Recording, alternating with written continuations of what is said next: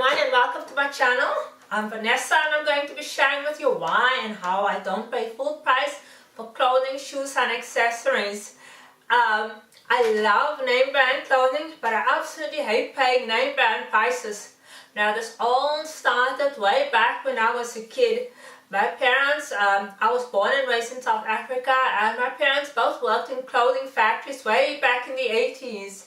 My dad worked as a department head or manager. He was in the dispatch department, which is responsible for checking that everything is packaged right, tagged right, and then packed and shipped off to stores or their customers. So my dad handled the paperwork, and he saw how much they were charging stores, and also how much stores were charging the consumers. So he taught me all about how stores mark things up by like 100, 200, up to 400% back then. And back then things were still produced domestically or locally, so we got better, higher quality items. Fast forward to present day where we get cheap Chinese imports, or if you look at your tags on your clothing, you will see it's manufactured in other countries from cheap labor. So my dad said to me, do not pay full price ever for anything, because all you're doing is paying for a designer's name. Well, I wanted to be in fashion back then, and I didn't care about paying full price. All I cared about was being in style, silly me. Had I listened to my dad way back then, I could have saved myself tons and tons of money. But of course, I just wanted to follow my own head and heart, so I just did my own thing. He also taught me how stores, how clothing is seasonal, and that stores have to make room for new season's clothing every few months. And this is why they end up having big sales. So, like, for instance, it's currently spring, but stores already have summer things in stock. And if you wait a few more weeks, you will start seeing fall things. Well, summer will be here soon. You will start seeing fall things in stores. So what they have to do is, because floor space is so limited, they start marking down things, maybe 20% or 30% depending on your store, and hoping that some people will buy it, which they do. But when they see things on sale, they just keep marking things further down and further down in order to get rid of it, so that they have the extra room for the new season's items. So I'm not a 50% girl. 60% is still not good enough for me. I went for 70, 80, maybe 90% is excellent. I'll grab that. Now, most people might tell you, you have to buy things in a certain month, like maybe in January or February is a good time to buy some winter coats. I don't listen to that advice, because I know differently, and I've been doing this for more than a decade. I've been shopping like this for about 2 decades at least. And I taught myself the rest of how to work the sales and the deals.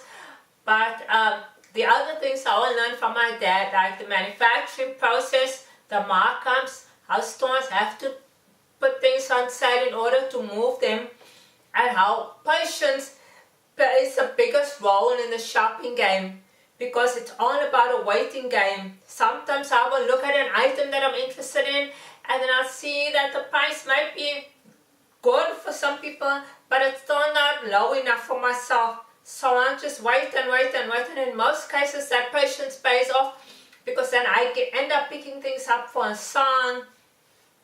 Now, in the case where I'm really interested in an item, and I see that there's limited sizes available, which means the item is pretty popular and selling out fast, because most stores will show you like the different sizes, like Whitehall's Black Market, for instance, will show you all the sizes, and I will show you the ones that are sold out will be crossed down. So you have a pretty good idea of what's already sold out, and you can tell whether an item is going to stay for long or whether it's going to be moving fast. So in that case, I might buy it at the lower discount, because if it's something that I really want.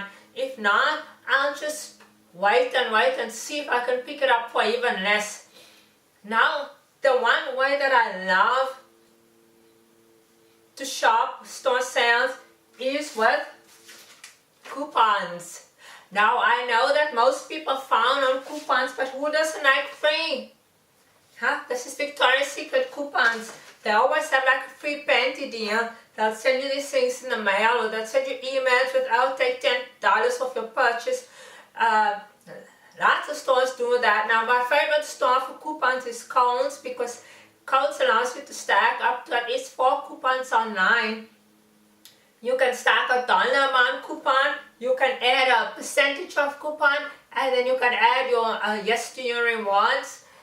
But you can also stack other dollar amount coupons as long as it's not the same as the first one you are using. Like you can use different types of dollar amount coupons and stack those to get your lowest out-of-pocket price.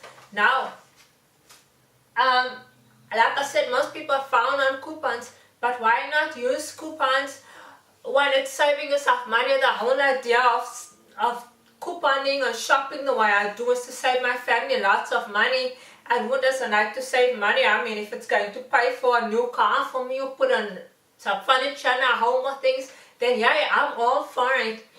So don't be afraid to use coupons. Sign up for stores' emails. Sometimes they'll send you a coupon like for $10, $20, $30 off anything, like White House Black Market does that. Now, I've never shopped on the sister stores, but last year I received a coupon for like $25 of anything at White House Black Market. I received a Chico's coupon and I received a Soma coupon. So I was able to get free items at all 3 stores, which is fantastic. I mean, I'm a freebie girl. So that is my other way. I like to shop. I like to combine my coupons, what the stores say, so that I can pay even less for all our needs. And yes, I score lots of name brand items. I buy True Religion, I buy Miss Me jeans, Fried Boots. I like the quality stuff. And sometimes you find made in USA items, which is really expensive because it's manufactured domestically, but you can still get it at a great price. So don't be afraid to use those coupons. The other way that I'll set my shopping cost is through gift cards. Now there's 2 types that I use.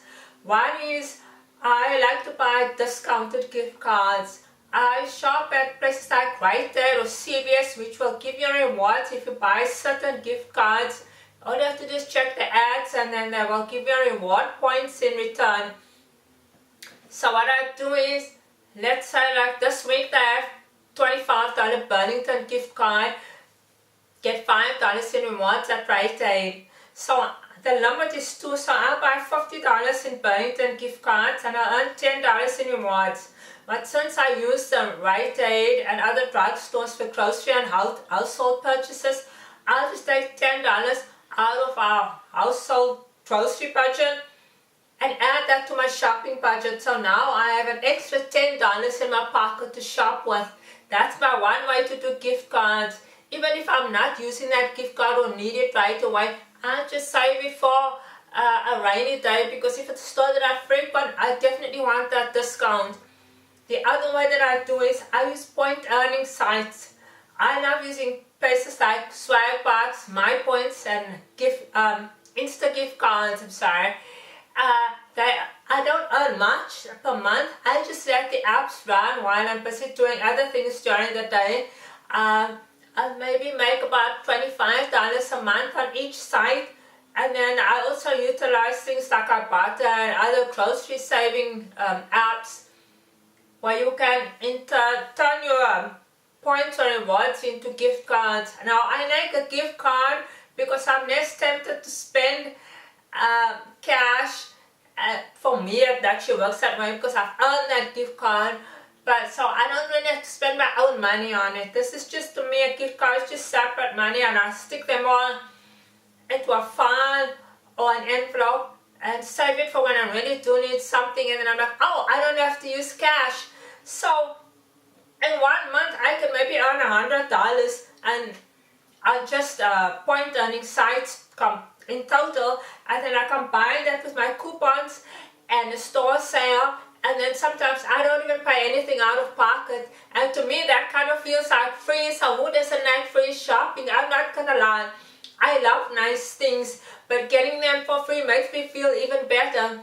So yeah, next time I'm going to show you how I stockpile clothing. Yes, you heard that right too. I do stockpile clothing. I'm not crazy. This actually works for me, and I'm sure there's other people who do the same thing, especially those of you who have kids that you stock seasonal items. And I've told you it has worked great for our family so far. So please be sure to join me again, and thank you for watching.